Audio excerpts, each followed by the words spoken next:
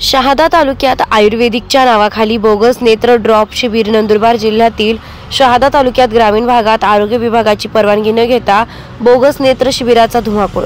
सविस्तर वृत्त असं की जिल्हा आरोग्य विभाग किंवा तालुका वैद्यकीय अधिकारी यांची परवानगी न घेता आरोग्य शिबिराचं आयोजन करून एका दिवसात 500 ते 1000 महिला व पुरुष यांच्या डोळ्यात ड्रॉप टाकून फसवणूक करीत असल्याचं चर्चा सध्या शहादा तालुक्यामध्ये सुरू आहे।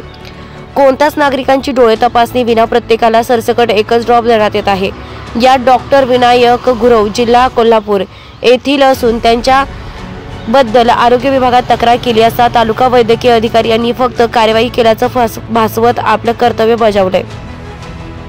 या शिबिरात डॉक्टर व आयोजक कोण तसेच यात कोणाचा सहभाग आहे याची माहिती न घेता फक्त शिबिर बंद करा असं सांगून ब्राह्मणपुरी येथे कार्यवाही केली। जयनगर येथील याच प्रकारे शिबिर चालू असल्याची माहिती मिळाली। वैद्यकीय अधिकारी यांनी शिबिर बंद करून नेत्र ड्रॉपचा नमुना तपासणीसाठी पाठवला असून अहवालाची वाट पाहत आहेत। या शिबिरामुळे एक प्रकारे सामान्य जनतेची दिशाभूल होत असून नागरिकांमार्फत कार्यवाही करण्याची मागणी होत आहे। सदरील डॉक्टर व आयोजक यांच्यावर कार्यवाही होते की नाही याकडे जनतेचं लक्ष लागून आहे। MDTV साठी संजय मोहिते, शहादा।